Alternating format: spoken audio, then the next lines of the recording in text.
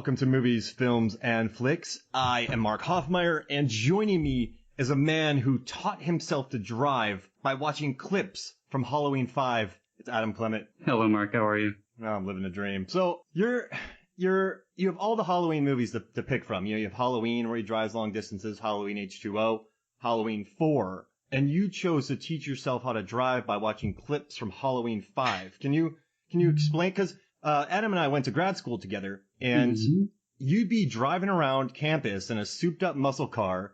Every time a green light happened, you'd peel out. You're getting new tires every month. You were wearing a mask. You called it your driving mask while you were going around. One time you picked me up. You were 10 minutes early. You just blared on your horn. So, I mean, why did you pick this movie to kind of learn how to drive? It has some very good instructional tips. I think at one point, Annie tells the viewer, speed kills. It's very important. I wouldn't be able to have learned without the tips and tutelage that Dr. Wynn imbues on Michael, who, if you're an avid watcher of the series, would go on to reprise his role in Halloween 6, although that is a different actor. I think that's Dr. Terrence Wynn for those deep cut fans out there. But yeah, there's no better way to learn how to drive a car really than through the latex Captain Kirk mask. Even though I think that's probably illegal, isn't it? I think that's like a rule of the road. Well, no one wanted to pull you over. Right. Yeah. And you never used your blinker. Like Michael in Halloween never uses his blinker. No, he actually is a pretty rude driver. Very passive aggressive. When he stomps on the brakes and just stares at a person. Yeah, it's not usually something you want to do in the middle of the road, but I guess in suburbia, you get a lot more wiggle room to do those kinds of things. Road rage is probably more accepted there. Now, I'm going to ask you a question. And do you think watching Michael Myers drive around in 4 films lessens his scariness? His mystique. Because there's a scene in Halloween where he's staring at Laurie while she's in school, and he has to run around the car, jump in it, probably kick it into drive, and speed away in 14 seconds. So, for you, when you were watching these movies, did you ever think, he totally didn't hit that stop sign? That scene is iconic, and I'm really glad they didn't show that. I think that would have definitely maybe tarnished his mystique. But, you watch that scene, and it is pretty incredible because it's not a long stare. She sort of glances and then, gets distracted by her teacher talking about fate, right? And then, he's gone. So, You want to hear something funny? Let's hear it. All right. So I wrote an article about this on the website because last year I wrote about his driving in Halloween H2O. I figured out the long cross-country trip. But in this one, I wanted to know how long it could possibly take him. So I took my truck out, parked it in the driveway, stood where Michael was standing, then I walked slowly. He couldn't have done it with that speed. And then I opened up the passenger side door and scooted over, and that was a maybe. But when I ran around the front with the door, with the car running, I could get away a little faster. So that's the way I think he did it. And you timed this? Yes. And can we get a time on that? Because you did this, I would imagine, without coveralls on, without a mask on. It was 14 seconds, but I'm not very coordinated anymore. And you do work on films, and you help out with maybe presumably stunts at times. You're an athletic guy, so I would assume that any lesser person, us normies, may not be able to pull off these maneuvers quite as quickly. I mean, yeah, maybe. So he just has super. Maybe do you think he jumped? I don't think he jumped over the hood. In Halloween. No, that's a Starsky Hutch move. I don't think that he did the classic cop butt slide off the hood. It just doesn't seem like his MO. And I know this is a Halloween pod, but when I was researching the chase scene in Texas Chainsaw Massacre, where Leatherface catches a sprinting 21-year-old, gets ahead of him, I set out sticks in my backyard and I timed each stick according to where he was. And when my wife came home, she's like, Mark, why are all these sticks in the backyard? And so here I am, just writing this article. I mean, but I want it to be good. I mean, he's running through sheets, 50 of them, and Leatherface just gets around him. And I came up with a speed that I'm very happy with. I can't remember it, but you should go to the website, Movies, Films, and Flicks, and look at the how fast does Leatherface sprint piece I wrote. I'll do that, and you have to consider well, again, he's wearing a mask of, mind you, human flesh, and then, carrying a very heavy, presumably chainsaw while revving that. He's an overweight man. Yeah. He's a cannibal, so I imagine, a lot of that weight comes from humans. I guess we're a fatty kind, but I don't imagine that he had the edge on you in replicating this stunt, because like I said, you're a very athletic individual. But he also ran 20 yards further than this kid, this 21-year-old in this movie. Right. Yeah. It was fun. I laid out sticks in my suburban backyard and was running around my car. I mean, it's better than coming home to find a bunch of, bodies. Yeah, you're right. Like Ed Gein. Oh, goodness. Yeah. I mean, I should of which the film is based, of course. Yeah. But, I think Megan, your wife, coming home to sticks is certainly its own experience. But hey, maybe she thought you were, trying to emulate something from Blair Witch. Put like a new patio in or something. You know what? In the Blair Witch and in The Ritual, there is an incredible amount of sticks laid out during periods. All right. I see where this experiment's going, and I'm not sure it's in your best interest to strand yourself in the middle of some forest. Yeah, you're right. Constructing these, what were they even called? Like those little totems? Yeah, probably just totems. I guess, yeah, you're right. I don't need to go to the middle of nowhere and see how fast I can build one. I did as a kid, actually. I remember when it came out. Shoot, how old? When did that movie come out? It came out 99. Oh, wait, are you talking about Blair Witch? I'm talking about the original, yeah. Yeah, 99. Whenever that came out, I must have been 12. Wow. And I remember having seen it at that age, being very scared, of course, and then with my brother around Halloween time, fetching sticks in our backyard and taping them together and leaving them around. And I don't know how my mother or father really thought that this was like, oh, it's a normal thing kids do. And maybe they didn't see the movie, but I for one, as a parent, would be very perturbed. So here's what I'm going to do, Adam. I'm going to go full Daniel Day-Lewis. I'm going to learn how to make these things perfectly for a year. Then I'm going to go out in the middle of the woods and build one. Then I'm going to count how many there are and the amount of time, and that'll see whether one person could have done it or he needed multiples. Yeah, well, the Blair Witch works in mysterious ways, I suppose. I mean, it kind of does, right? Yes. Blair Witch. I just watched Book of Shadows. I kind of zoomed through it for kind of research because I wrote an article for Rotten Tomatoes that's out next week. Look for it. And I don't hate it. It's a wonderful time capsule. I will say of the early aughts, it really sort of carved out and defined that sort of new metal, goth, grunge aesthetic that was really going, commercially speaking. And it was definitely a deviation from the original, which was very, grimy in its own right, but in an independent film kind of way. This was very, studio-y in feeling. At least that's what I remember from the one time I think I saw it. Now, you certainly went back and revisited it. I apologize for that, but you can elaborate more. No, it's fun. It just reminded, because I was about 18 when that came out, so I was full on in the new metal. Jeffrey Donovan had this thing underneath his chin, this hair patch. That's right. I had the same thing. I had one, but longer. Was that a soul patch? It was like an underneath the chin thing. It wasn't like, it was under chin, but it wasn't a beard. Was he supposed to be playing like a late teen, or was he in his 20s as a character? Definitely in his 20s. I'm pretty sure that was the first thing that grew in when I was hitting puberty, was that under chin patch. So that's why I asked. I got it. No, yeah, he was late 20s. Good old Jeffrey Donovan. All right, so the reason I brought you in, Adam, is yes. At first I kind of use you as like a consigliere of sorts when I talk about my articles, when I write for Rotten Tomatoes or other things. I kind of ask you some questions. Sure. At first, I thought you were a huge Friday the 13th fan, which you are. Of which I am, yes. But then we started talking about Halloween, and you started dropping data on me that I didn't even know. I thought I knew a lot, maybe about the first one and the remakes, but you started dropping things on me that it just knocked my socks off. So you are a Halloween guy. You know Halloween. You're like an encyclopedia of Halloween.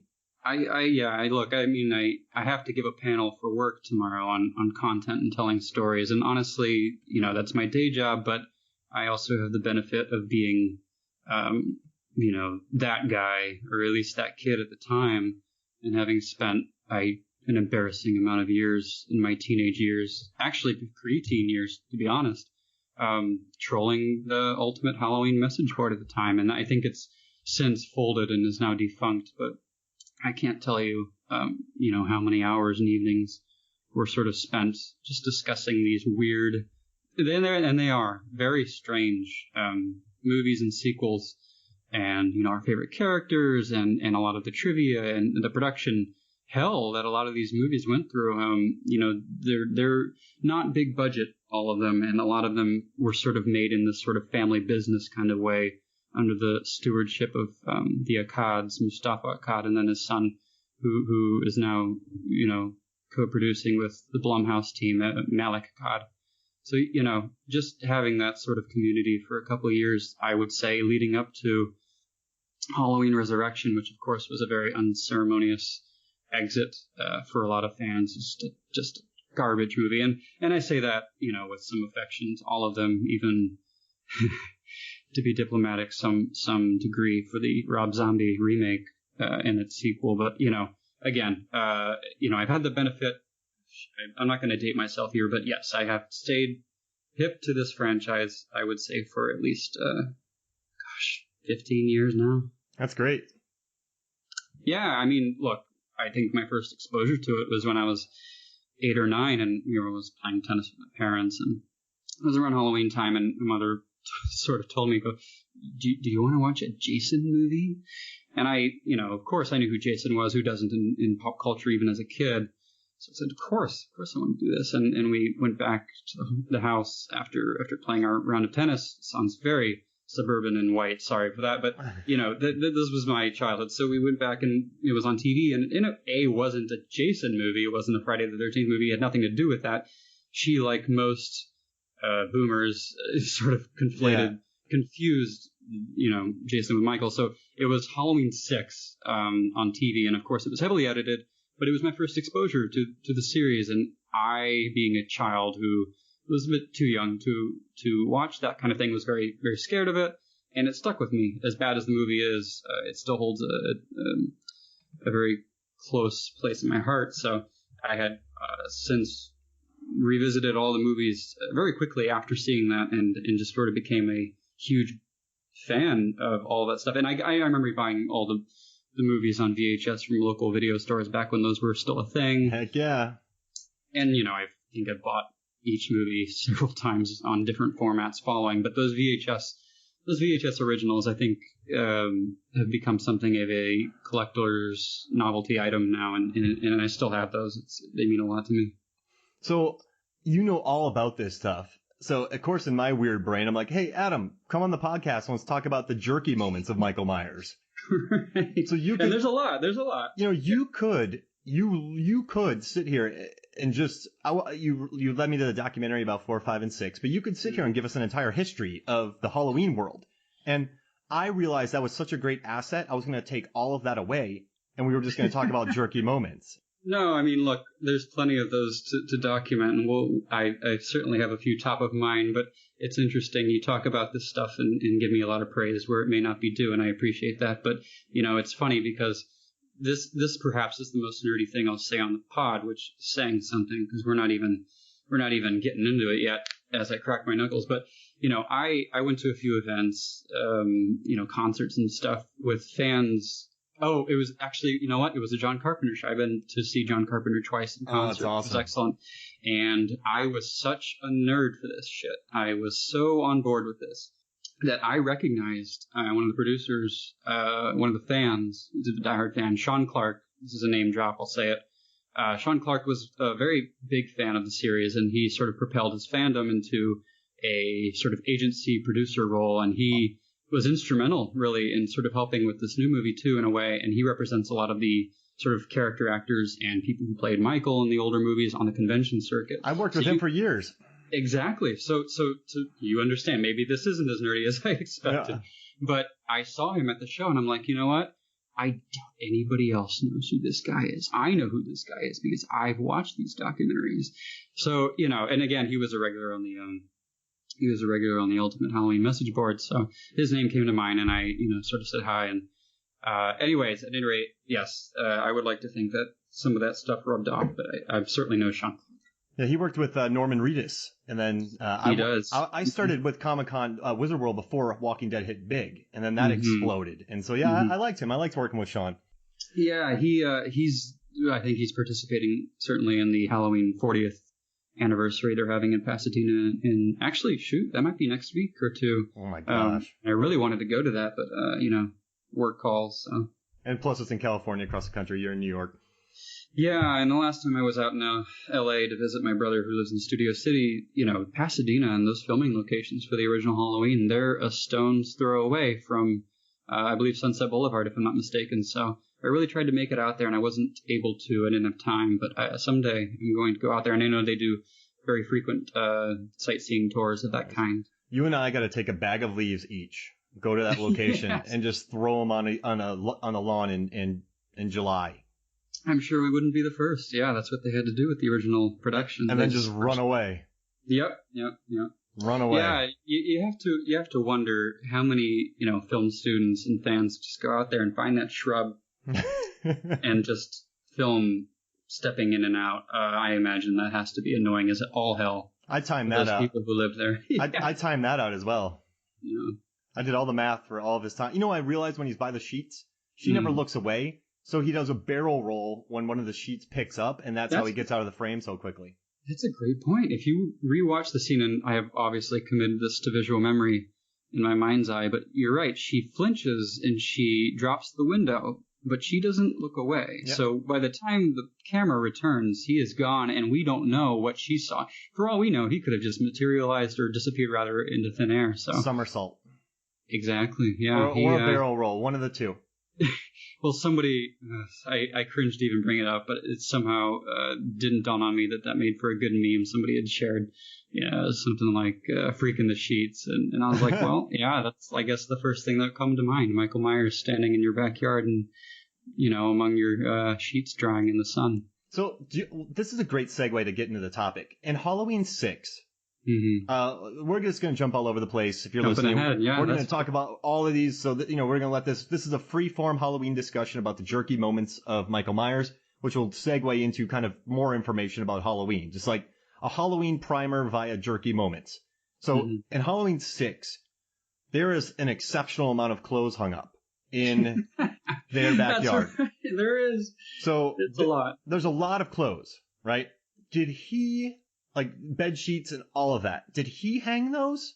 Well, you have to remember, and if we're recalling the same scene, we may not be, but the tenant who occupies the Myers home, which does not look a thing like the Myers house, because I think this was filmed in an entirely different location too, but I believe the tenant there, the mother, whatever her name may be, she was doing laundry at the time. She goes down to the, washing machine basement area, and then she, I think, carries a bin out there. And I have to assume somebody, doing laundry would probably notice an abundance of sheets that weren't, there before. So I have to assume that she just skipped like a couple weeks of laundry and just, had to catch up maybe. Now, it's not that late in the day, I believe. So there's a lot of stuff, and that's a tiny washer. And when she goes to the washing machine, which I believe Michael probably set off, or Michael broke possibly, she goes in and she looks at that sheet that she's later carrying upstairs, and it's dry. Correct. So she didn't have time to do all this other laundry that day, and I doubt that she left things overnight in October 31st in Illinois. That's a lot of laundry for that little washer. Yeah, I mean, it took me out of the movie entirely. Did Michael Myers set a trap? Because he locked the front door, which is another jerky move. So when the character comes home, she's like, oh, dang, this door is locked. Because she did the little slider thing that you put in on the door. So she has to walk around back with all the clothes. I just like that she was in her sort of suburban boomer outfit. She's got this sort of ski jacket windbreaker thing on. She's got her mom Nikes or whatever. And she sort of does a little jaunt. She's not running rather for her life when she finds Michael. She's sort of like, oh geez, got to get to that laundry almost. So, and let's not forget, I mean, this woman clearly took her time doing loads and loads of laundry, only really to die. And then, to spit on her grave, to borrow from a cheesy pun from another horror movie, gets blood all over the damn sheets that she just spent presumably hours washing and drying. Well, that's ironic. Yeah, but it takes an axe to her, and well, there goes that. See, I'm thinking Michael set that trap. Because I don't think she had enough time to do it. So Michael went out and set up all that laundry. So she was really confused running through it. You'd think since she probably ran through that direction thinking nothing was there. Because this is her home. She has there's a lot of situational awareness. She ran through these things and basically got caught. Like it was like a spider. It was a spider's web of clothes. You're right. And actually, I'm glad you mentioned that because it hadn't really dawned on me. I think at the point that scene happens, what I remember most is that she is an idiot because she falls and then she loses her glasses, I think, maybe something to that plot point. But, you're bringing up a good point where even in 6, as much hate as it does get, Michael is very tricky. He's a sneaky guy, and that's part of his MO. Even in the first movie, he likes to sort of arrange things, right? And I think in interviews, I don't want to say Carpenter, but people have referred to his mannerisms, right, as sort of being cat-like. The way he sort of admires his handiwork after the fact, he'll nod his head and tilt it in such a way to admire it. And even then, again, he's sort of just waiting for people to fall into his scheme. So it's a good point. I hadn't really thought of that when she is sort of going through that maze, right, of laundry. So I do. I think he set it up. And then because she walks around, another character walks around, she sees it all up. And I think the bloody sheet is gone. Yeah, is it Kara, the daughter, who comes and notices? I can't remember. I know the husband comes by and obviously finds the laundry. Which Michael Myers does. Right, he does. He puts it in. He took the time after killing her and put the laundry. Yep. Oh, my goodness. Bloody laundry into the machine to set up the dad later on. And he just did it for shits. He did it to fuck with him. Like, he didn't need to do those sheets. And we know he doesn't care about the integrity of those sheets. Why? Because there's no soap or detergent in there. He pulls out those sheets. They still got blood on them. Yeah, he throws them right in there. He doesn't care. They still got blood on them. What good is that? Yep. So he hangs up clothes, gets blood on them, washes, and then puts them in a washer to kill another guy, and doesn't even bother putting, soap or anything in there. Yeah. And he does this again in Halloween Resurrection, I believe. He does in the opening sequence, and I don't think that he goes to the exact same lengths. But he does another load of laundry. He does the laundry, and I believe in that version you do see something of an eye, so you're sort of assuming, or rather it's implied that he beheaded one of the security guards, which, okay, fine. The head's in the wash. I don't know how that's a substitute for detergent, but apparently if you're Michael Myers, you throw sheets in the laundry, and I just think that's going to do the job, and it's got a tip for him. It's not. They're going to have to buy another washer. Yeah. Because that's going to take a long time to get their budget, yeah, for that hospital. And that's a jerk move. And it is. And the only reason he does that laundry and cuts a guy's head off and throws it in the laundry so he can wait on a pipe so a guy walks past him and then he can show off his muscles, which is a very narcissistic thing to do. Oh, incredibly. And the way he sort of hovers down from that pipe, mind you, is incredibly unrealistic no matter how strong you are. With one arm. He's very level. And, yeah, this is not a tense shake in the world. He's just sort of like, yeah, I'm super powered. I can do this. No problem. Yeah. And he wrecks washers, he destroys sheets, and then he's a narcissist. Yeah. I mean, I'm on to something, Adam. Can I tell you something? I interrupted you, but can I tell you something? No, please. He cuts 2 eye holes in sheets in Halloween 1. Yeah, you're not going to get any use out of those anymore unless you're really going trick-or-treating. And in that house, you are not celebrating Halloween again. But he knew that move would be jerky.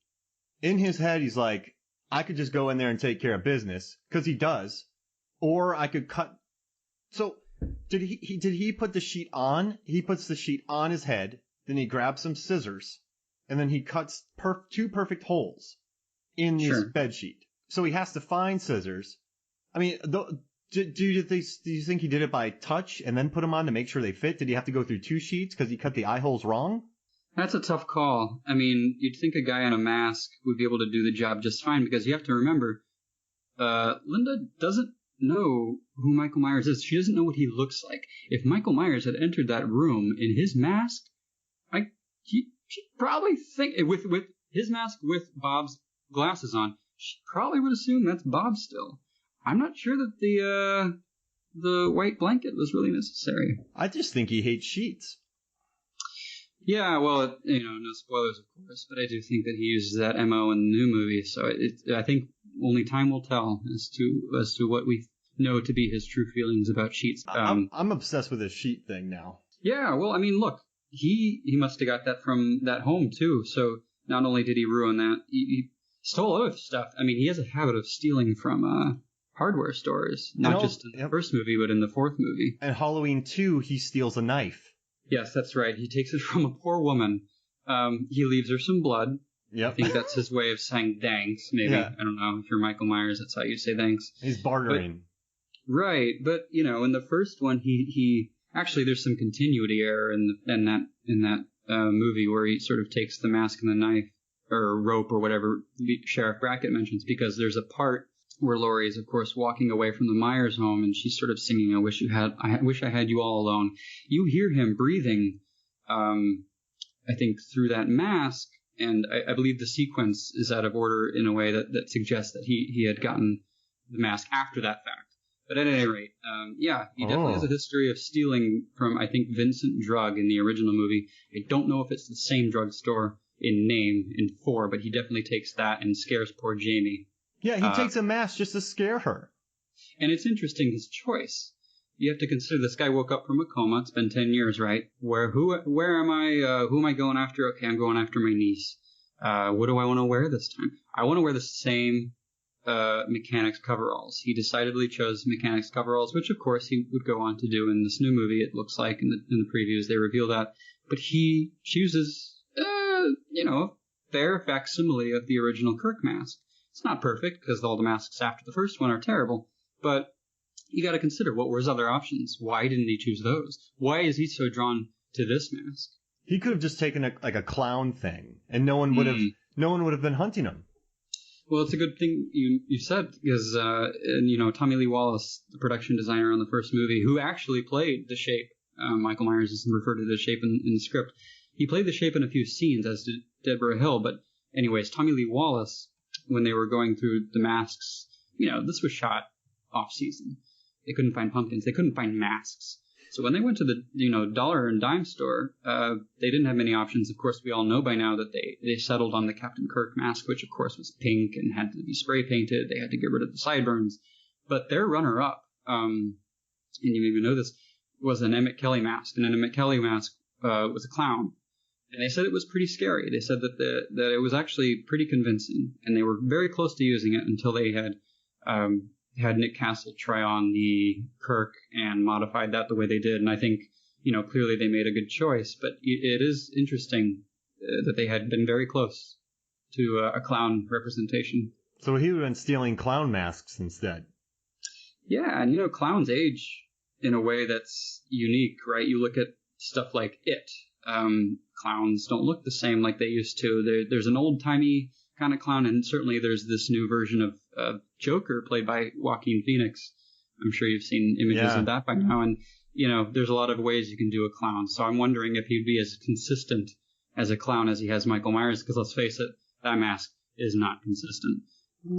It's pretty widely known that they've had a lot of people take cracks at making that and just come up with pretty subpar results. You know what's crazy? I never noticed it. I never once thought about his different masks in these movies. Because I was probably too worried about bed sheets. Do we derail from the bed sheets? Actually, it's funny you say that, because I think that the bed sheets is terrifying. As a matter of fact, when I saw Carpenter in concert, I did the VIP thing, which, he's my hero, so I had to do it. And that package sort of included a poster that was signed in. The poster had, Michael Myers in the bed sheets. And I thought that was so cool. Because that scene, Dean Cundy's cinematography, is just magic. That beautiful frame of him opening that door the way he does, and he's centered, and it's just, the contrast and lighting is just perfect. And now, certainly, killer walking around the streets in the neighborhood with a sheet on, maybe not quite as effective. Maybe you could be tripping on it. Right, not the most functional, practical, but in that scene, it's iconic and it really works. I thought it was very scary. So who knows? He would have to cut arms through it. That's true. Yeah, you don't really stab people too well when you don't have sort of the range of motion. It would be surprising. Which is why he strangles her. It would be surprising, I guess. Yeah, it would certainly be an interesting MO. I don't think Jason's ever done anything like that. All right, so another thing I was thinking about before I just want to drop this on you. In Halloween 2, he writes with blood on a wall, right? What does he write? Sam Hain? Sam Hain. It's Sam the Hain. Festival of the Dead, and it's a widely understood cult thing, if I'm not mistaken. I won't get into the history. I'm sure I'll botch that. But yeah, it's this idea that we're gonna give Michael some motivation so we understand why he's doing this. And look, let's back up a second here. We're talking about, right, a guy who's been institutionalized for 15 years, who killed his sister at 6. So he's 21. What does he possibly know about Sam Hain? This is the stuff you learn about in high school, maybe college, right? And then he's going to go to, a school and make some sort of statement, right? I'm pretty sure he was in solitary confinement, too. Oh, absolutely. Whatever education he got was pretty limited to driving, which, on its own is pretty buck wild. Well, but on the weekend they had golf cart races with the inmates. It was like in the institution, it's a nice great square, and they would just let them drive around in golf carts. And the winner got extra pudding. Yeah. That's how we learned to drive. Do you like that? Is that a good theory? It could be. That could be it. I mean, is it really so different to drive around a golf cart than it is a whatever the hell he was driving from Smith's Grove Sanitarium? And so he writes this on the wall. We have no idea how he learned it, but they have to paint over that now. Well, how does that work with... I myself am proud to say I have never tried washing blood off a chalkboard, but I imagine a chalkboard might be a different textural integrity than any other, so I don't know. But, what was it else that he left? I think he stabs a picture. Yep. I think there's a picture of a sister. He breaks a lot of frames. He does, but I don't know if it's framed in that. I just know it's a picture and it says sister, and it's like, I wonder what this means. Wait, did he write sister on it? I don't know. Maybe I'm misremembering that, but I'm almost positive that there is a picture somewhere in that classroom, and I guess I won't speak more if I don't remember exactly. But if I'm correct, I'm almost positive that there's a picture of a family or some shit, and I think that's their first wink, wink, nod, nod, right, of saying there's some sort of connection, a familial connection. So he's messing pictures up, and they got to throw away chalkboards. Yeah, I guess so. And then even worse, he's saying, guys, I'm going after the sister. Come on, keep up. Yeah. So he basically leads them to what he's doing. Oh, absolutely. He's making no apologies, and I think that's a classic serial killer profile thing, right? They get angsty and they start taunting, right, the police, and they kind of sort of secretly want that recognition, right? That valor. That goes with pulling this stuff off. So he is a narcissist. Oh, absolutely. That's crazy. I mean, this guy goes to the extent in the first Halloween to dig up the grave of his first kill. What could possibly be more, egocentric than that, and say, here's my trophy. Yep. Remember this thing I did? And then, plant that in a way that says, hey, I killed this girl too. You're next.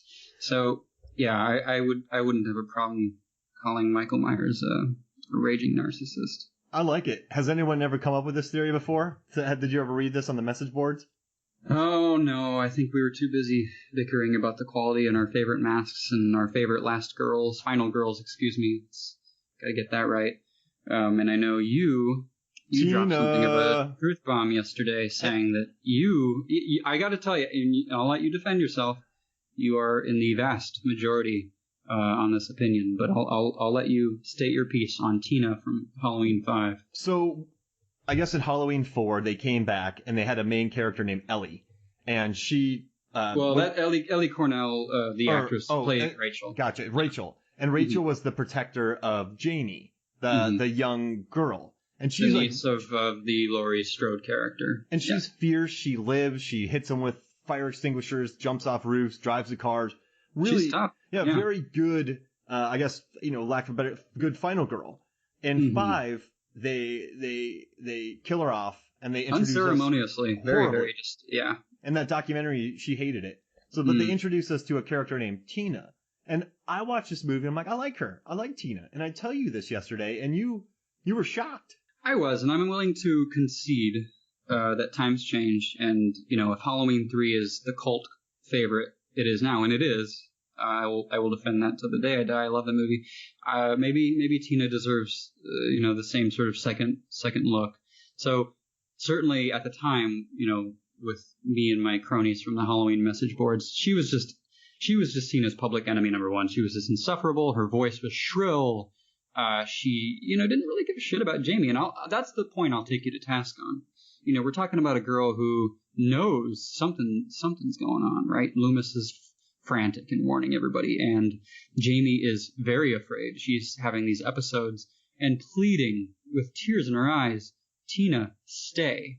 And what does Tina do? She goes to the Tower Farm to get laid, party, whatever. So yeah, I mean, I have no problem saying that Tina is kind of a conceited, individual. I guess for me, I really felt when watching this movie, I kind of felt like Tina, she was stuck in an abusive relationship with an older man. That guy who was named Michael. Yeah, he was very rude to her. He treated her badly. He was obviously older. There's a line where Michael Myers is in the car with her and she says, "I love barbaric men." She's basically saying what that boyfriend wants to hear. So she is probably lacking, she's a victim. She's a victim of mental abuse, at least. So she's trying to get his attention. This guy treats her horribly. And there's a scene where she goes to the house, Rachel's house, and she's all alone and she lays on the bed and she starts snuggling with a teddy bear. Like, this is her kind of showing who she really is. She's by herself, kind of showing that she's a young kid. But then the other girl, the blonde, I don't know her name, rings on the doorbell and she puts on a face and runs down and goes back to her energetic self to put on a face for the world. So she's obviously has some depression and she's in this abusive relationship.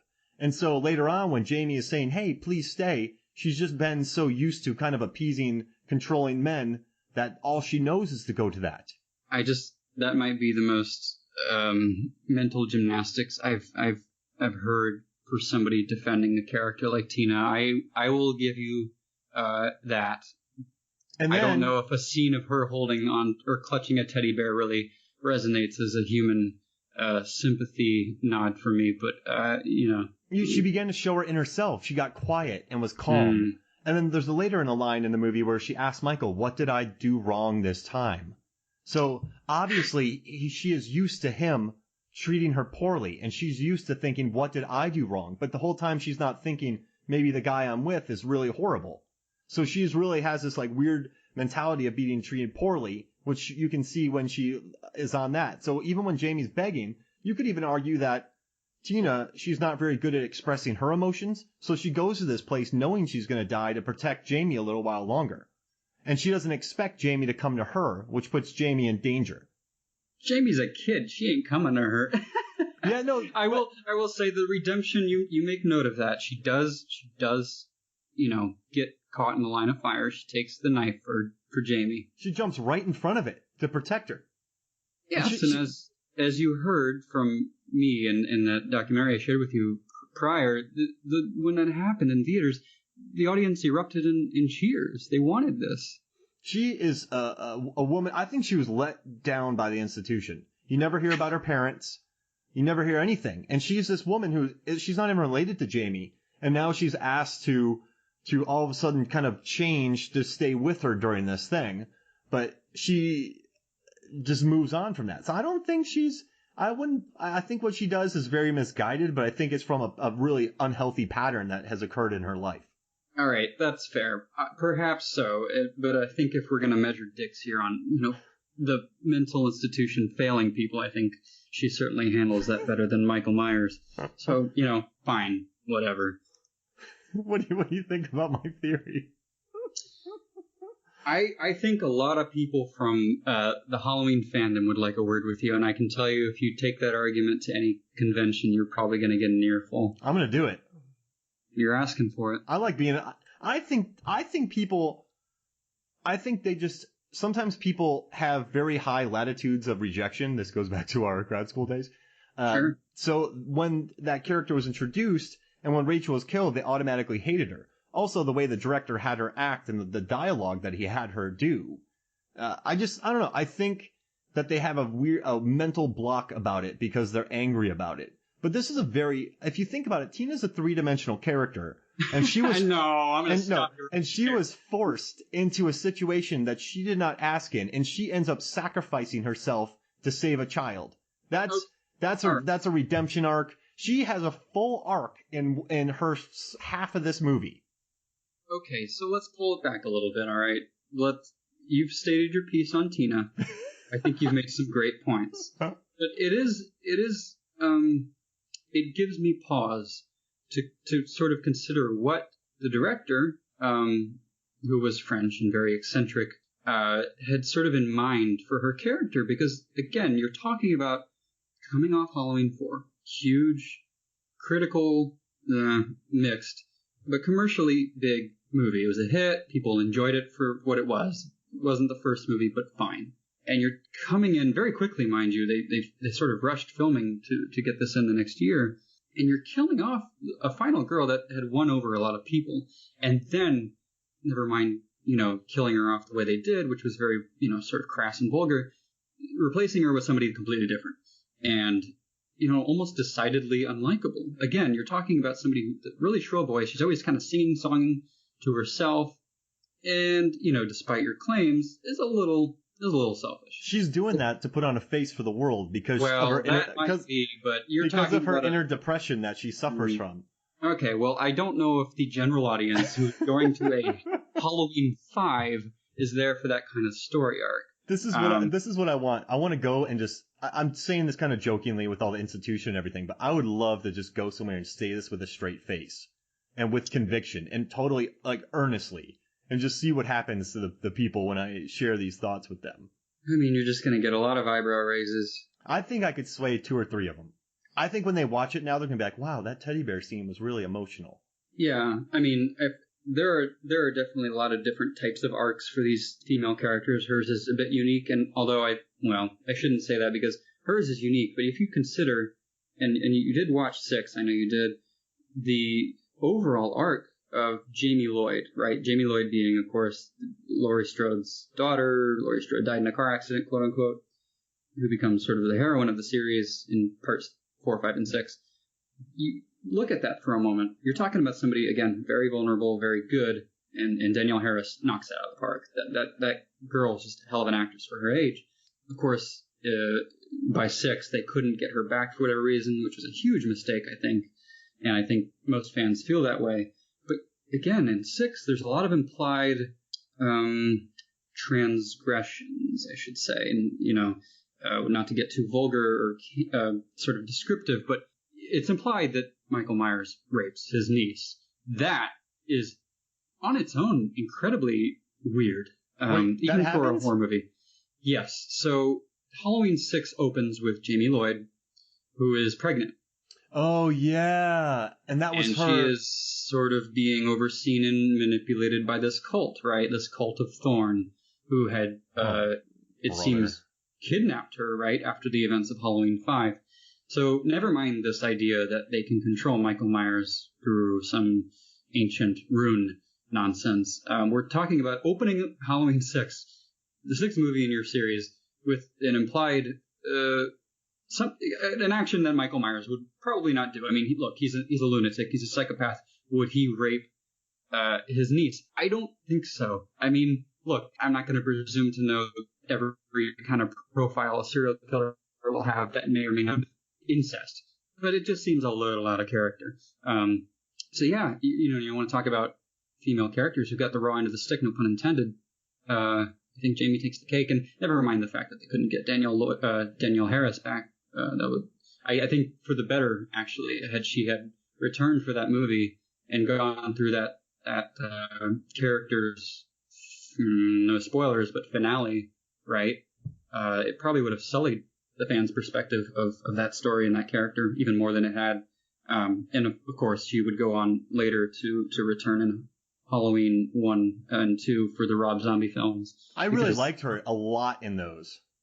Yeah, and I think Rob knew that with the fan base. She was always a fan favorite, and it was a shame that she hadn't finished out her role as Jamie, but it was good. I think she was probably, for me personally, a very bright spot on those movies, which I otherwise just can't stand. Now, what I do like about Rob Zombie's remakes is that they don't go to the way of Psycho. They don't go other way. Rob Zombie didn't just go, I'm going to remake some movie and just remake it. He remade Halloween as a Rob Zombie movie. And so he did. For that fact, I like it. And I think exactly what he set out to do, he did. For me with Rob Zombie is I like Devil's Rejects and I like them all, but they just exhaust me. And they are.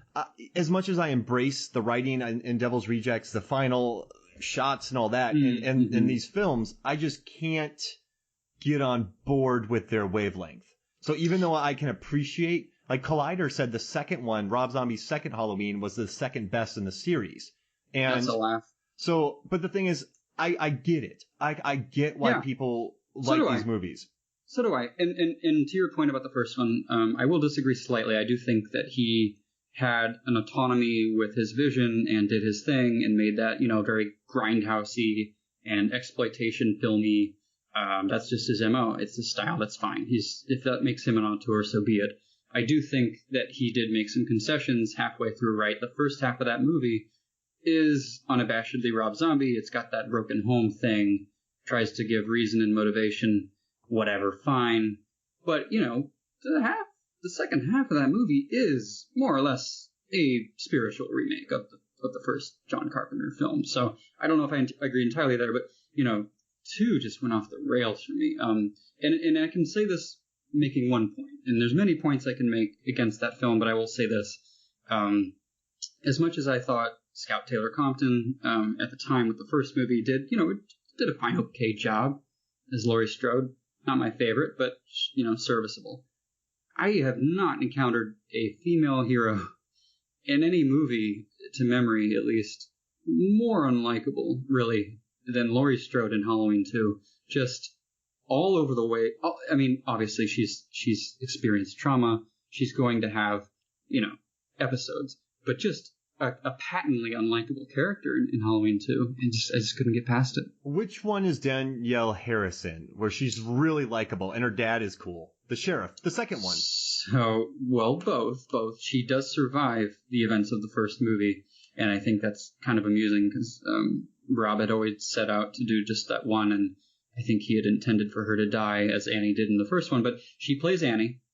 And her father, of course, being Sheriff Brackett, is, of course, as you know, played by legendary character actor who was in Brad Dourif, who played Chucky. Yeah, he's likable. And, he's excellent. He's a very good choice. And, it's interesting now that we're talking about industry icons.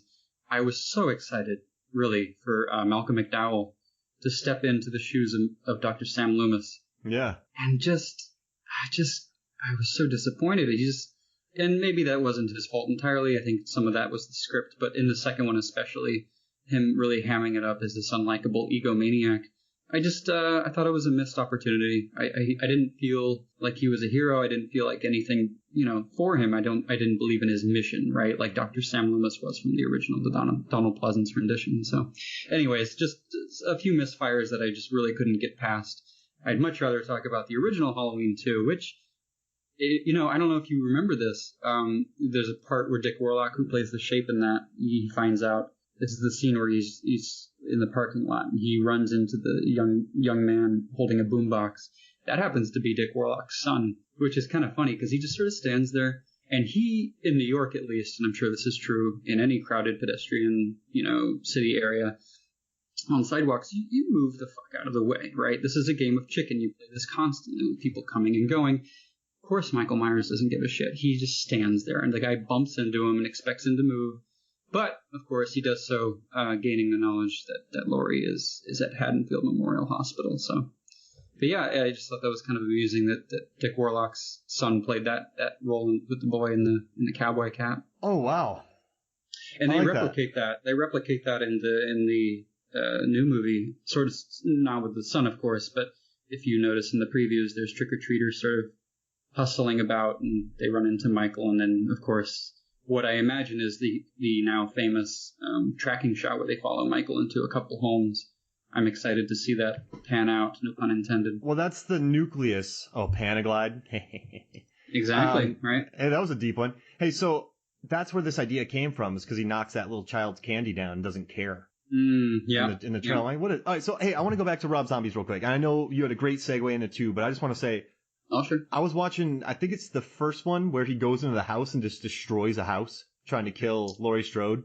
And that's the first one, right? And that's when he meets her mother and father, I believe. And he levels a house. Yeah, and actually that was a pretty effective scene. I'll give Rob Zombie that. It is very true to his brand, right? It's pretty intense, and I think at the time when I was sort of reviewing films as a critic for, my student paper at FSU. Hey, wait, you reviewed for them too? I was editor-in-chief for the final year I was at that school. When I was in undergrad, I wrote reviews for Star Wars. I got $5 an article from like 02 to 03 or 04. Well, you may be happy or sad to know that I was responsible for bumping that pay to 10 an article. Oh, so. Well, I wrote some bad. I gave Attack of the Clones like 5 stars. Oh, well, this wasn't my time, but I'm kind of glad I wasn't your editor then. I probably would have trashed that shit. Yeah, my guy was super chill, and I don't think my stuff was that great. Justin De La Cruz, maybe?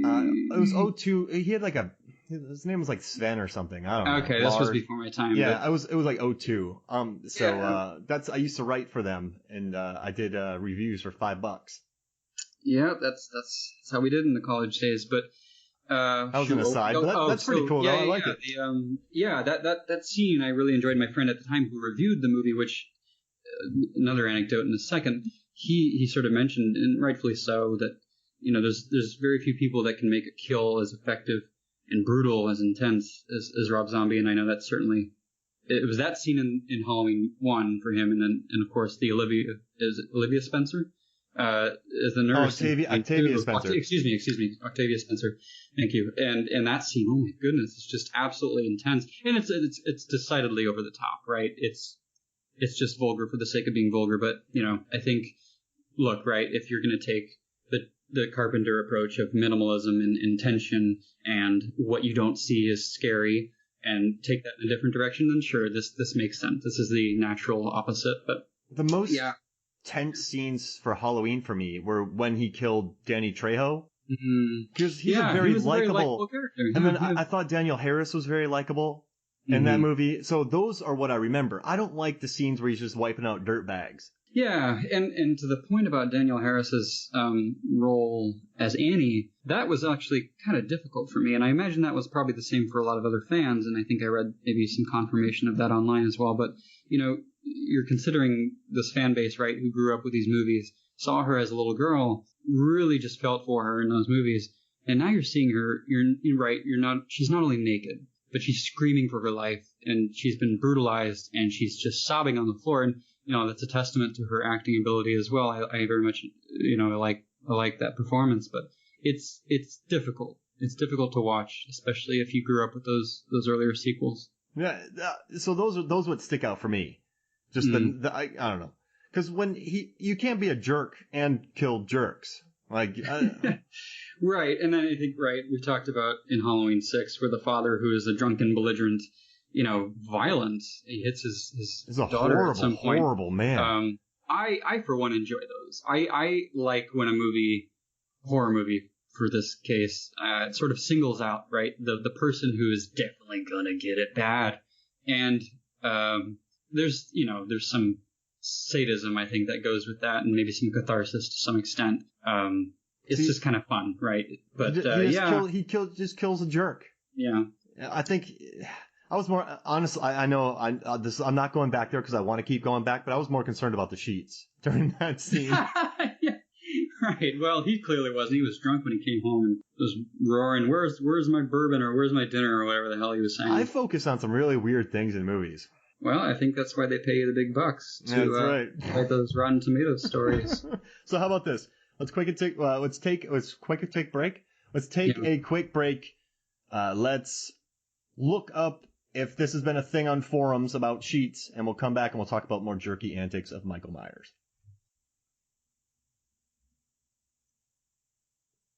Welcome back to Movies, Films, and Flicks. And during the break, Adam and I had an epiphany. And it's that Michael is a very messy man.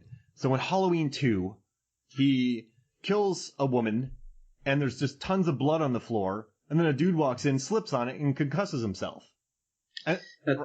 Right?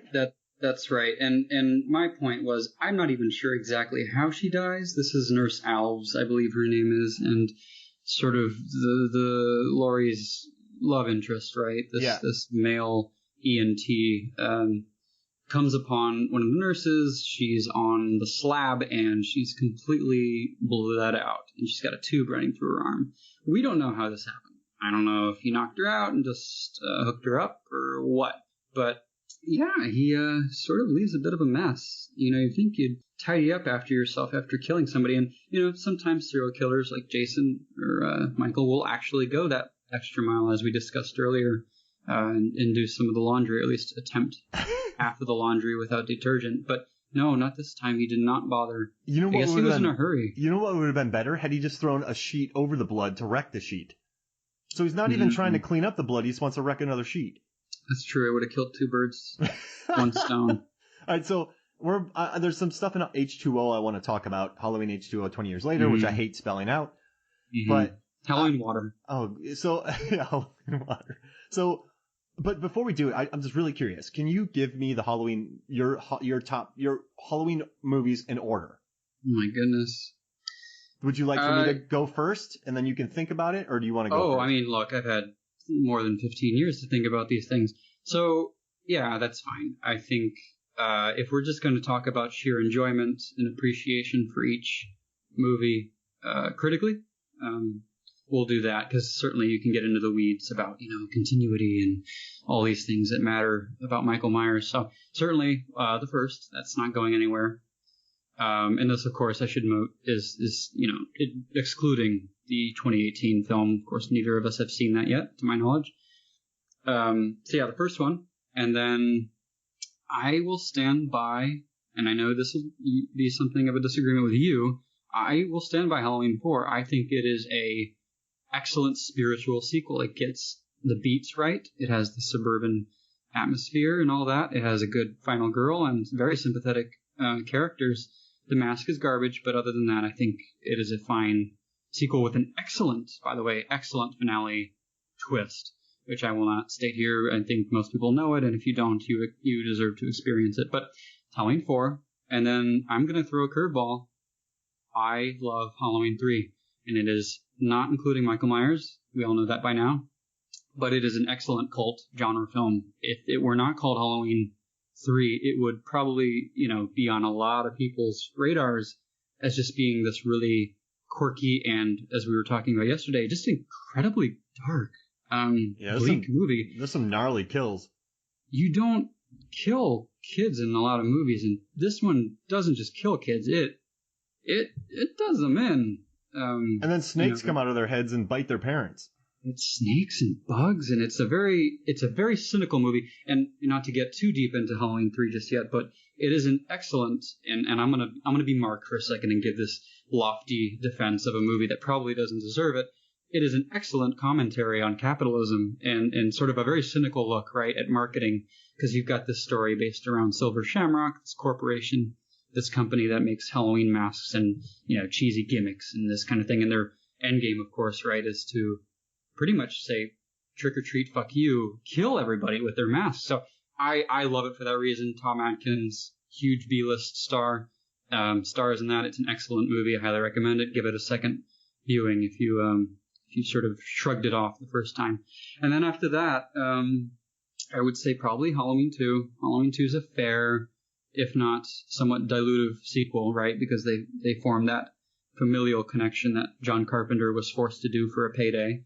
So Halloween 1, 4, 3, 2, and then 6. I love 6. It's got a lot of problems. I like the theatrical cut. I think the producer's cut is good-ish. Some people prefer that one, but yeah, I think the atmosphere, right? We were talking about good tone, good setting of tone, Exactly. The camera work is pretty decent. The mask is okay. I actually kind of like the mask. Michael is a pretty big guy in that movie. They got George Wilbur back from Halloween 4, and he's gained a little bit of weight. So yeah. I think a lot of fans know Halloween 6 is the one where Michael gained some substantive some weight for whatever reason. And Paul Rudd gives a very He commits. He makes choices. He does, and he's excellent in it. And it is his introductory movie. This is actually one that had just either filmed right before Clueless or had just been released. I can't remember which, but they do give him an introducing credit. And he's excellent. And obviously he's gone on to bigger and better things, and we won't discuss too much of his past there. But he is excellent in it. He plays a great Tommy Doyle. And I guess after that, it's an odd choice. I know 7 is pretty good on its own, H2O, but I would put that right after that. It's an excellent reunion movie, and you can tell Jamie Lee Curtis really wanted to give back to the fans. And it's interesting, you've done 7 of these movies, right? And they still just can't get the mask right. There were at least 3 masks in this movie, one by KGB effects, one by Greg Nicotero, one, I think, by Stan Winston, and there was even a CGI one. Oh my goodness, the movie was just plagued with problems with the mask, but we can get to that later. So anyways, 7, I appreciated for being a proper send-off, love letter to the fans. And then 5. I liked 5. It was okay. It had its quirks. It's a cheesy movie. It has a lot of problems, but I think it still captures that old farm, rural experience, right? Tina's in it too. I'll give you that. And then, after that, I would give whatever I'm missing. I guess Halloween 1 from Rob Zombie, Halloween 2. And then, I'll be that guy. I think Halloween Resurrection is the most, hollow, bankrupt shell of a movie. It just has no place, really. It is a very MTV style. Let's hop on this Osbourne's reality trend, and it just makes a mockery. I mean, there's plenty to nitpick, but Busta Rhymes roundhouse kicking Michael Myers with a trick or treat motherfucker quip is just that's it.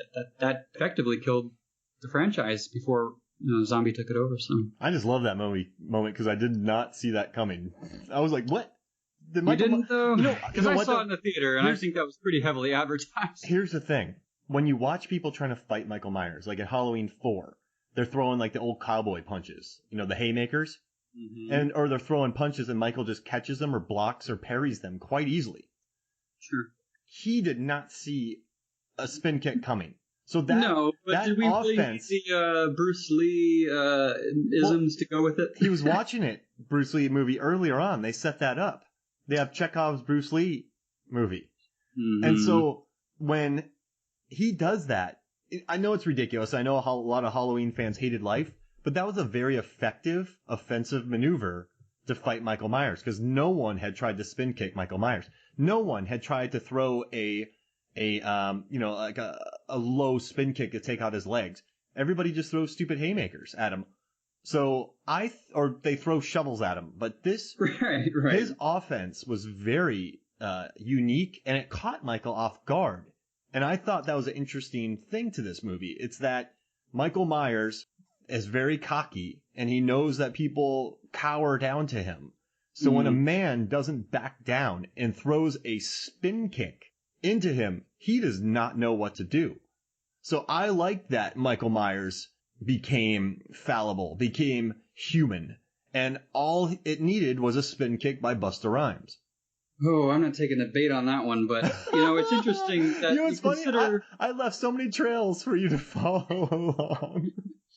Look, you got it's interesting. The same director, Rick Rosenthal, who did Halloween 2, came back for Resurrection. And looking at these movies, it's so night and day to me. And I don't know why that is. And I remember before the movie came out, before Resurrection came out, I was obviously glued to the message board, right? And glued to these news items that would come out.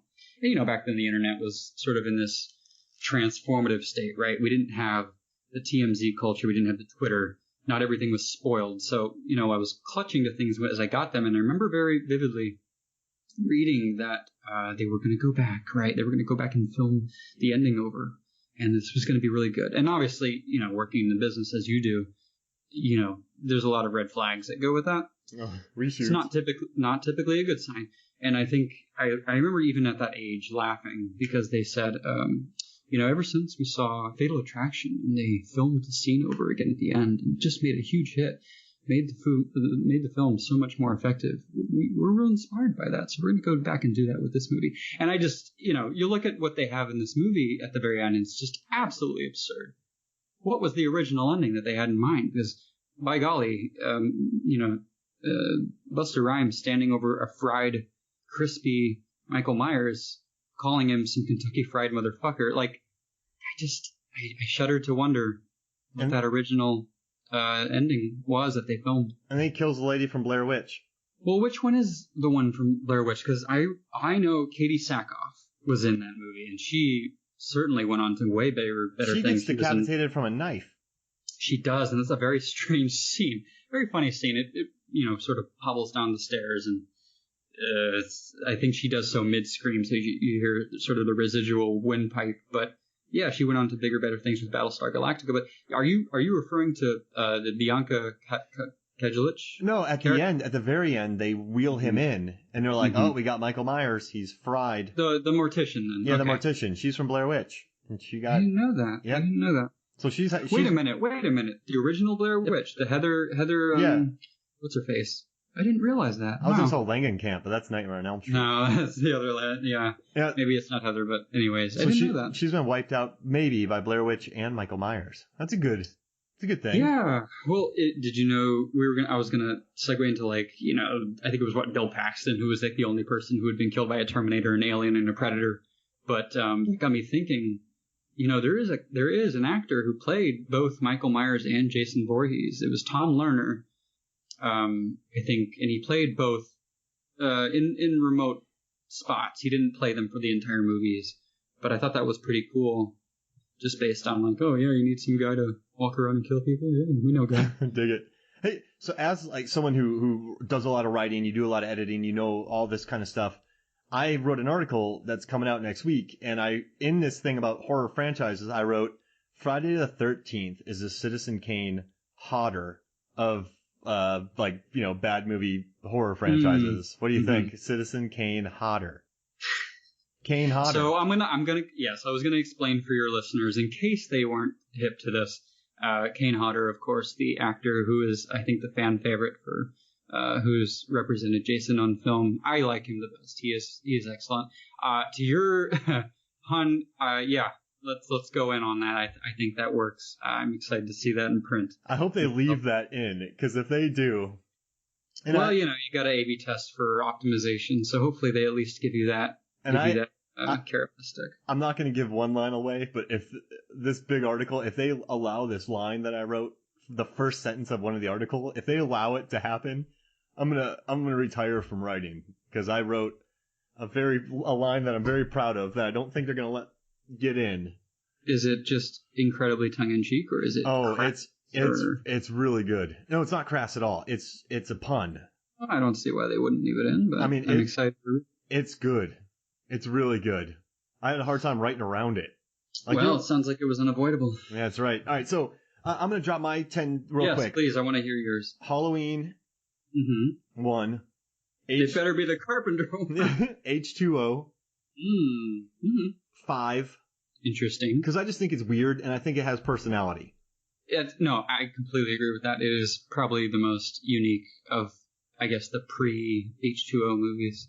Then I'll go 6. Okay. Then I'll go 4. Okay. Then 3. Then Rob Zombie's Halloween 2. Okay. And then Halloween 2. And then Rob Zombie's Halloween. And really? And then Resurrection.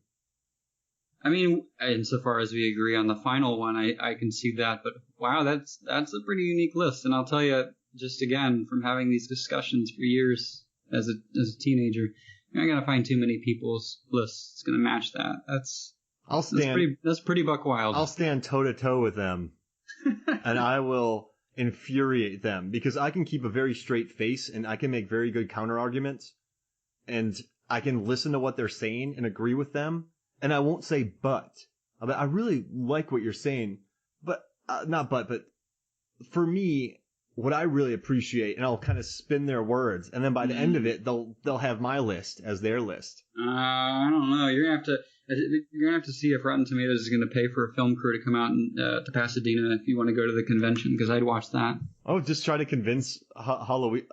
Like that famous meme, right? I don't know what it's called officially, but there's that guy right outside of a school campus, and he's got some sign that says blank blank blank, debate me or change my mind, right? That's the new meme du jour. on the internet, and that can be you. You just go out to Pasadena and just have a table set up and say, here's my list. Prove me wrong. Ooh. The thing I like is that they're all opinions. So no matter what people tell me, I'm like, you're right according to what you feel. But this is what I think. And I'm not trying to sway your mind. This is just what I'm telling you. Yeah. And then you get them angry, and then you've won. Because the problem with opinions, like, there is no right or, like, it doesn't, this list, every list is going to be different. Like, it'd be weirder if our lists were the same, statistically. Well, yours would be right then. Exactly. Wait, you just got me. All right, so that was a deep conversation. I'm going to go to Pasadena now. You should. Hey, if you do it for me, because I would love to. All right, I got to ask your thoughts about something. And this takes place in Halloween 6, where, like Batman in The Dark Knight Rises, Michael Myers jerkily burns a symbol into a bunch of hay. How do you feel about that? Well, look, I mean, it's a farmhouse. What damage was really done? Actually, I was kind of more surprised the fact that to listeners, he burns a symbol of Thorn, right, which is the supposed ancient rune that motivates him, controls him, what have you. But yeah, I remember seeing that and thinking, well, how did he make it so controlled? It's hay. It's a barn. It would have burned instantly. So I think I'm more impressed, if nothing else. But look, you think about how these things happen, right? Especially in Batman, where how the hell did he get up there? Like, did he rig this giant bat logo in advance? How did he do this? How did no one it's notice? Bruce Wayne, but right, yeah, they were searching. You don't do that as Bruce Wayne, so they were searching for the missile with like heat guidance, and they couldn't find it. So you knew that people had heat signatures over that area. So they must have seen Batman doing that. You have to also consider, not to get too far into Batman, but the city's at stake. There is a bomb. It's got a timer. You, being Batman, right, have taken this mission on to save and protect. When does it possibly occur to you in this decision-making process to stop everything and say, listen, it'd be fucking real sick is if I took 2 hours, 3 hours maybe, and set this really badass burning bat up on the bridge. That would be so sick. I don't know. I don't know if I can reconcile that. Me, as a citizen of Gotham, would say, I'm sorry, excuse me, what? Wait, who's he talking to? My life is at stake. Who's he talking to when he's doing all this stuff? This is Gordon. Gordon, actually. He makes this very grand entrance. He says, I'm not going to pretend to know how to do Christian Bale's Batman voice, but he goes, light it up. And he takes the flare, right? He takes the small-ass flare, which, how do we know that Batman knew that Gordon was going to have a flare? Anyways, I'm not going to get into Batman right now. This is a Halloween podcast, but, it still bothers the mind after these years. I told you when our podcast is free-flowing. I wasn't lying. Oh, yeah. No, I'm for it. But, I don't know what Michael's... Sorry, go on. I get people in the trap conversations, and I just go on tangents. All right, so... Also, in the Halloween series, he steals many vehicles. So in the first one, he steals Loomis's, right? In the fourth one, he steals a tow truck. In the fifth one, he steals the muscle car. In Halloween H2O, he steals a 71 Buick Skylark. And then he steals another car, which I had all the exact specs on, but I forgot that date. You did, I read that. Yeah. That was like one of my big ones. That was one of my first big ones. I got all the attention. And, he steals a lot of vehicles in this. How do you feel about that, Adam?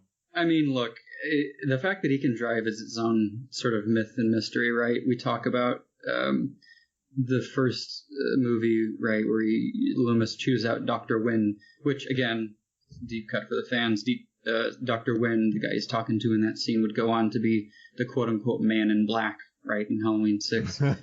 Sort of a weird cherry pick for a villain. But at any rate, he tells him he didn't know how to drive a car. Well, he knew how to last night. Maybe someone gave him lessons.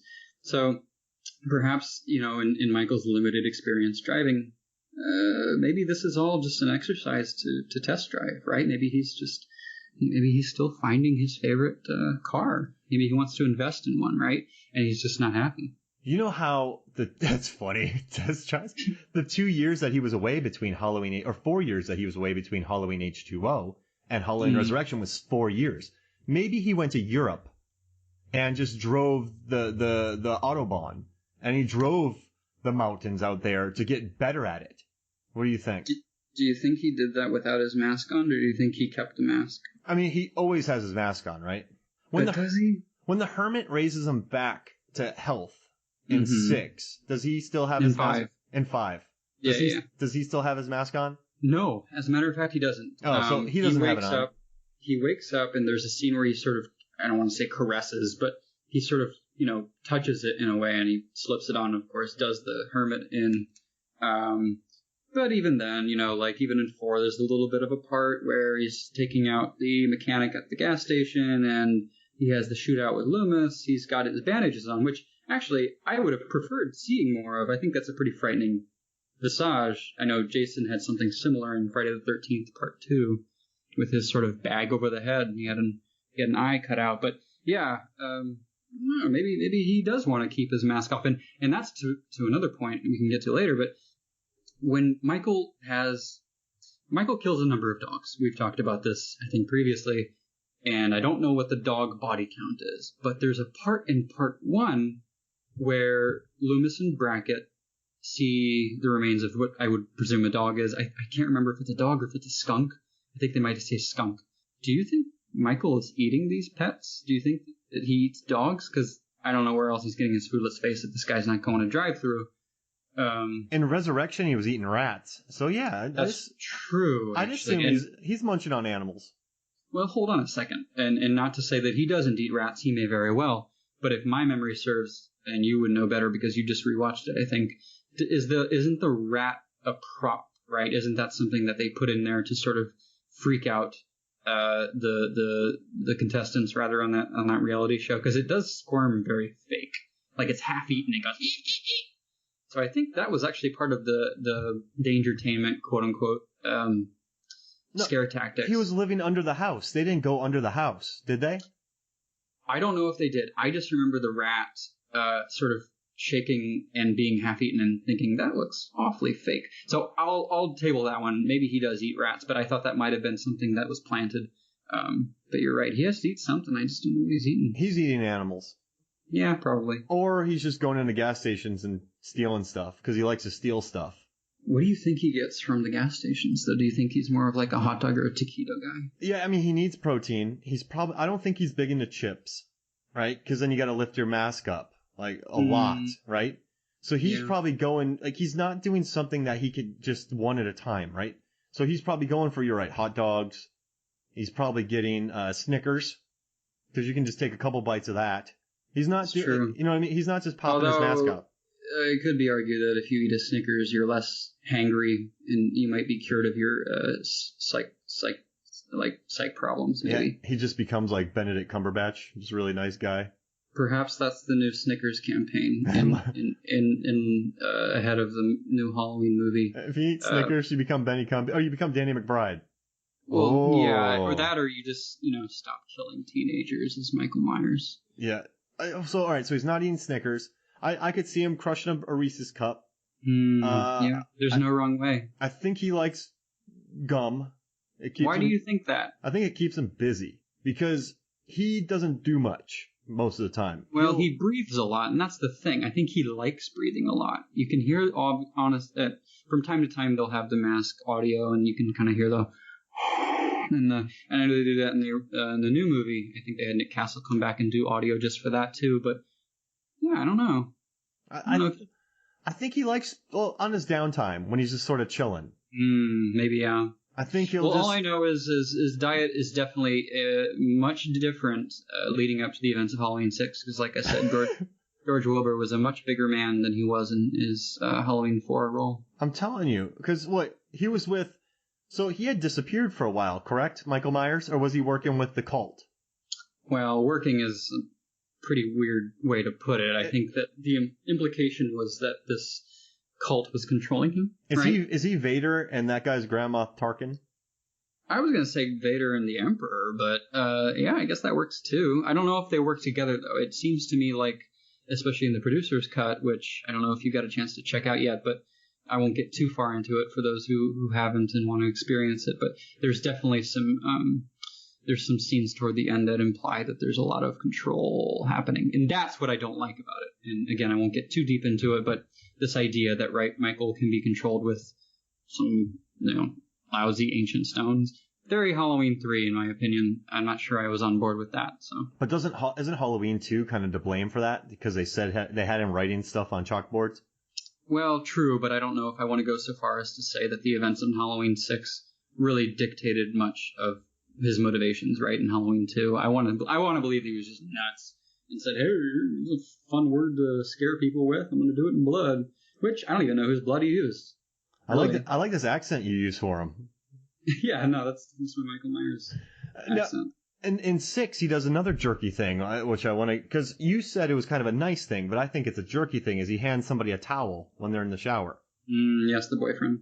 So, yes, he hands him a towel, but he also does it kind of snickering to himself, which is kind of a jerky move, because he could just wipe him out, but instead he's messing with him.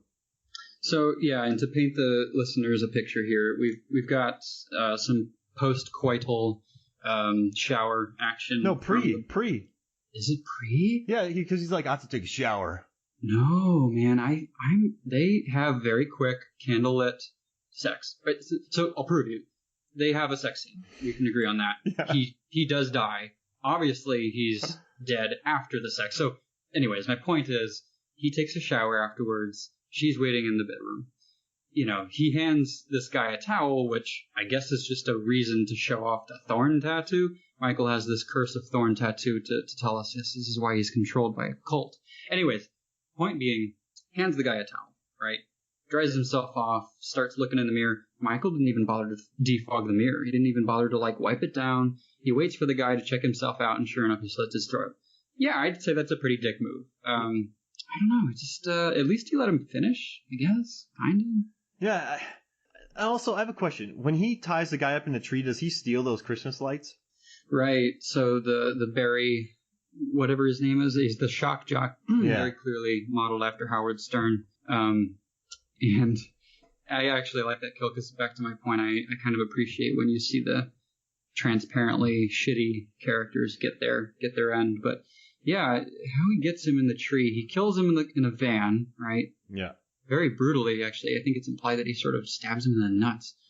But yeah, he gets him tied up into this tree with Christmas lights, and that's, I think, the bigger question is, where the hell did he get these Christmas lights? It's Halloween time. Wait, where did he plug them in? Were they on? Oh, gosh, I think they might have been. I need to watch this movie again, because that means he needs an extension cable, which he stole. Yeah, I mean, maybe this is just one of those things he picked up at the hardware store, because we know he's a big patron of those. But, I'm trying to remember, A, were they lit? B, were they Christmas or were they Halloween? Because Halloween does have their own lights. They're orange. But I think I'd remember them if they were orange. I don't know if they were on. I have this movie taped. I DVR'd it. I'll just watch it again. And if it's because so he steals all this. He's a klepto. Oh, absolutely. But I think that's I think there's a Winona Ryder and then there's a Michael Myers, right? So yeah. you sort of let certain things fly in the face of greater transgressions. Now, we're going to jump back to 4, because there's one that you have in 4, then there's one that I have. Yeah. So, I mean, I'm sure I'll think of other ones, but I think one of my favorite moments, and this sort of goes back to his mannerisms, right, as a cat, someone who's a bit mischievous and sneaky and sort of waits, right, for the right moment. He's not Jason, right? He doesn't just break down a fucking door and stab you in the face. He is in the house that is now locked up, right? They barricaded it and they're fearful for their lives because they know he's out there. And there's a cop on duty to protect them, the heroes, right? And he certainly takes the cop out, and I think this is done off screen. So, this cop who's sitting guard, right, in this rocking chair. And at some point, the sheriff's daughter, is it Kelly? It might be mistaken, but the sheriff's daughter, who is very famously wearing a cops do it by the book shirt. The prop guy made that. I love it. He did. Bucky the prop guy. Yeah, Bucky's got a great scene as well. But she is talking to herself. Little does she know, she's trying to talk to the cop, and she lights a candle only to see this sort of disembodied corpse. And I actually have a hard time understanding what exactly is going on with this cop's body. His head's in a weird, awkward place. But they showed it about 4 times. Yeah, it's a little odd. And at any rate, she gasps in horror, of course, finding his body. And good old Michael, who has been apparently for a couple minutes now, at least, sitting in a rocking chair, rocking back and forth, just like this, Norman Bates' mother, right? Just sort of hanging out. And he's got a shotgun in his hands. And of course, being Michael Myers, a shotgun is very unbecoming. It's not part of his MO. He does not shoot the sheriff's daughter. He implores instead to impale her to a wall with the shotgun, which I guess is a bit more of a callback, really, right, to Bob in Halloween 1. And of course, right after he does that, he gives her a very small, brief glance, admiring his handiwork. So I actually appreciated that callback. But yeah, kind of a weird setup on his part, just to sort of wait for somebody to find a body and then go, okay, now it's going to kill you. You know what else he does in 4? He hates ice cream.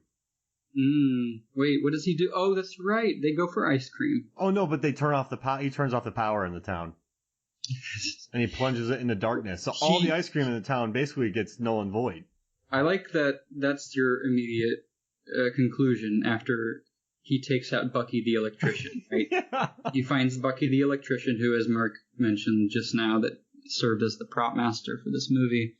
He takes Bucky and after some sass, right, he decides to throw Bucky's body into some generator, and it all but leaves Haddonfield in darkness, which is actually kind of sick. I like that idea. You're not going around, right, like to individual cabins in Friday the 13th. You're not cutting that phone cord. It's just one fell swoop. You're taking out the town's power. Now you're going to be proud of me. When I was working in a movie theater in college, I would refuse to wear a name tag with my name on it, so I'd be Sven or Biff. But one of them was Bucky that I wore for the longest time. So at AMC theaters, I was Bucky. And one time this customer got kind of annoyed at me and went up to the manager, was like, that guy Bucky's a real dick. And he said that to a manager who I was friends with, and she said she had to do everything to stop from laughing. She's like, oh, okay, I'll take care of him. But yeah, I want to believe that was inspired by Halloween 4. Clearly it wasn't. But what was it that compelled you to go with that name? I just like Bucky. I just thought it was a very. I just enjoyed the name. It's a good all-American name. I don't know if you see it too much anymore. And I was Biff for a long time, and then Biff, Sven. Of course. Yeah, yep. Sven. Well, Sven, you look like a Sven. You're very Scandinavian. So, but yeah, he takes out all the power, right? And how much? I mean, ice cream. He knows that they like ice cream, and then he goes, "They like ice cream, so I'm taking the power out." No other reason. He could have left the power on, but he's like, so if they kill me and they want ice cream, it's going to be melted. He played the long game. That's the long game to you, huh? Yeah. I just don't know. He took out the power, so if he died, ice cream was gone. So what you're essentially telling me, right, is that when Rachel picks up Jamie from school, she's very distressed for whatever reason. She's been bullied at school. She tempts her, right, with some ice cream, 2 scoops. She makes the point of that. And they want to get a costume. So not only are you telling me that Michael shits the bed on their experience by, taking a mask at the drugstore and scaring poor Jamie, but to go the extra mile, or the long game, as you're telling me, by ruining their ice cream experience. Yep. I don't know if I buy it. So during this time, you don't really know where he is. He is going house to house, store to store, opening up every freezer. And what's to stop people, pray tell? Well, they're out hunting. They're out hunting for him, so no one's in their houses. There's a big manhunt. There's a riot hunting Michael, and so while they're doing this, he's a cat. He's slipping from house to house, opening all the freezers and all the stores. So when everyone comes home, everything in the refrigerators are done. I suppose so. Yeah, and perhaps this made me think of something. And you can continue. Actually, sorry, I was gonna. I mean, there's no way to prove me wrong. No, you're right. Technically, there isn't. I guess you'd have to ask Alan McElroy, the screenwriter. But yeah, it got me thinking about his decision to pick up the same, or at least a similar, right, white Captain Kirk mask at the drugstore in Halloween 4. Maybe he did that because of his legacy, right? And this sort of segued or justified rather his reason, because I think it was like halfway into the movie, you've got these very belligerent rednecks, right, who want to, shoot up the town, protect their people, be a vigilante mob. But you've got these other idiots running around, right, as Michael Myers playing goofs and spoofs. Yep. And of course, we all know where that leads, right? These vigilante rednecks. His name was Ted Hollister. Rest in peace, Ted. But yeah, maybe that was part of his end game, or his long game rather. Yeah, he hated Ted. To confuse. Well, that's not where I was going, Mark. He hates Ted.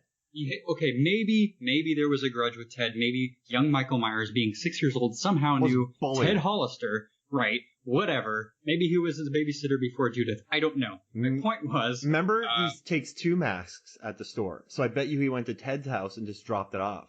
Does he take 2? I thought he took 1. You can't prove me wrong. Okay, fine. Whatever. He takes 2 masks. That's not seen on the movie. But my point was, perhaps he does this so that he understands, hey, yeah, I've got this legacy and legendary status in this town. Surely there will be idiots out there, right, who are trying to parody and make light of my legacy by running around in Michael Myers masks, which makes my position, right, slipping in and out of streets and neighborhoods, all the easier. You're no longer singled out. Yep. So perhaps that was the reason. And he's doing a little strut. He puts a backpack on, so people are like, oh, he's dressed like Michael Myers, but he's not Michael Myers. He's not walking like Michael Myers. He's waving to people. He's throwing, like, peace signs, doing spin moves. Yeah, I don't remember George Wilbur having a unique Michael Myers walk. Certainly, each actor had their own, some better than others. As much as I love Dick Warlock of Halloween 2, I do think that his walk was a bit robotic.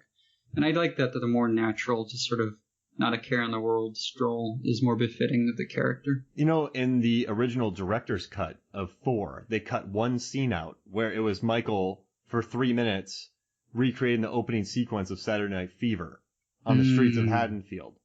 I somehow missed that one on the Ultimate Halloween message boards. Yeah, he's just spinning, staying alive. He's putting $5 down on new shirts. He's getting cans of paint, staring at people, trying to talk to people. Yeah. Wow, it's like a whole other side of Michael Myers I hadn't considered. Yeah, but he still hates ice cream. Okay. Well, I guess it would be difficult to eat that with a mask on. All right, so hey, let's start wrapping this up. I just want to get your final thoughts about Halloween. I want to get your favorite jerky moment, and just kind of any other thoughts you got. I mean, look, I've had a lot of movie fetishes. I think when I was very young, in the early 90s, because this was after Tim Burton's 1989 Batman, where I was like, fully immersed in film and just being very into the process, right? And just being awed by the spectacle of it all.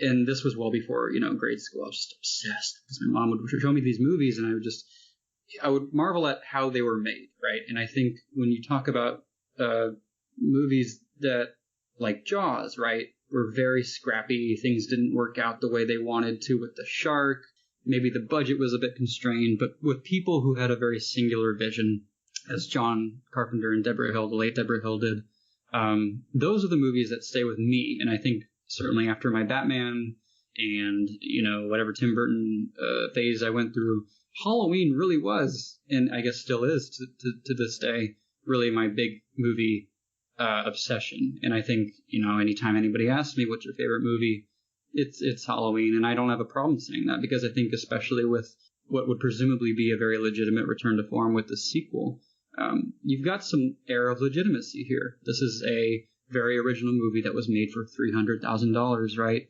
in 21 days by some film school nerds who really just had a lot of passion for the project and certainly wanted to make money, but by virtue of their spirit and enthusiasm, pulled off what was at the time the most successful independent film, I guess until Teenage Mutant Ninja Turtles, weirdly enough. But, the sort of mythology that would come to pass following the first movie is certainly its own beast and certainly has its own highs and lows. But I've come to love all of them, perhaps not Resurrection as much, but even, slices perhaps of the Halloween movies Rob Zombie created. And I just think they're so fun, and they don't take themselves too seriously. And there are certainly slasher movies that do that. And I think with what I've seen, and certainly with what I've read, with Jamie Lee returning for this one by David Gordon Green, that there's a lot more to be said, right? With what you can do with this genre. Because it wasn't seen as legitimate for a long time, and it's very adaptable. We've seen a lot of things done commentary rise and with satire, right, with the Scream movies. And I think, what we're about to see, hopefully, right, if things go well, is another revival of the genre, and I'm here for it. And sometimes you get really cynical film snobs out there, which, to their credit, are allowed to have their opinions and their curmudgeonly ways about this, but another movie, who cares? It's bankrupt of originality, what have you. You're never not gonna have that 1978 original. So for my money, this new one is good, which it seems to be. I am excited to be here for it, and I'm looking forward to the movies to come. And if those people are arguing about a lack of originality, The Great Train Robbery was one of the first, the longest, full movies made, and it was remade a year later. Nosferatu was a ripoff of Bram Stoker. I mean, there were... And Scarface, and I believe Maltese Falcon, of all movies, I believe is also a remake. Yeah, and I showed my students Scarface. It was pretty awesome. They loved it. 32, and Hays Code. But Howard Hawks, yeah. Yeah, I mean, these movies have always been cannibalizing each other. When Dracula hit big, there was another Dracula. When Frankenstein hit big, there was another Frankenstein. So sure. I mean, it's always been there. So when people are complaining about it, I think they're doing it with kind of a short-sightedness, because when you look at film as a whole, we've always been copying things. We've always been stealing. So that's my thing. Absolutely. And I not to belabor the point, but I do think, and again, this is assuming this movie is a hit, I, for one, am absolutely on board with this concept of divorcing from sequentiality, right? From continuity. Because for so long, and maybe the Marvel movies buck this with their stuff, but you get a movie in a series, right? And maybe it's not so good. And then you sort of have this duty, right? To make amends, to make clearer and rectify the mistakes of the past. I don't know of a series that's retconned and dismissed continuity or logic, for that matter, more than Halloween. And the fact that we've got Jamie Lee Curtis returning for this role after Halloween H2O, after she was killed off in Resurrection, I just think that speaks volumes. And I would love for more movies to embrace that, right? Don't worry about continuity. Don't worry about those horrible sequels that were produced earlier. Start over if you have to. And maybe that's a bad argument when it comes to originality. But I, for one, think if there's a good story to be told, fuck sequel logic. Got it. I think Halloween H2O should still be in there. And I think this movie should have started with him killing Hartnett and then going after her. I wonder if they could get Hartnett back. He was a pretty big deal at the time. Actually, I think that was his first movie. It was. This franchise has a history of introducing would-be stars. They Paul Rudded him. Mm-hmm. I like him. He's good. I like him a lot in 30 Days of Night, and I also like him a lot in Penny Dreadful. I think I know what you like him in. I know what you like him in. You didn't say it. The Faculty. No, he's too angsty in that one.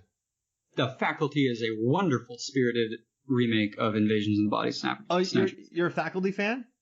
Oh, absolutely. Oh man, we got a lot to talk about coming up. Okay. All right, so no, this was a lot of fun, and I also just want to say my favorite things that came from this were Tina was let down by the system, Michael Myers hates ice cream, and we had a bunch of other great stuff in here. But I appreciate you allowing me to kind of wind you up here, man, and I really appreciate you coming on because you know more about Halloween you've forgotten more about Halloween than I know. So this was a lot of fun. So you down to do another one in the future? Oh, I think this was a wholly cathartic experience. I mean, I've had years and years of pent-up obsessions to dispense, so please make use of me in the future. And this was certainly an honor. This is actually my first podcast, so thank you for humoring me on that, and I hope I was the least bit resourceful. Nah, man. I wouldn't invite you back if I wasn't a fan. This was fun, dude. So, so for me, Mark Hoffmeyer, and for Adam Clement, this is Movies, Films, and Flicks. We'll see you next week. Bye. Bye, guys.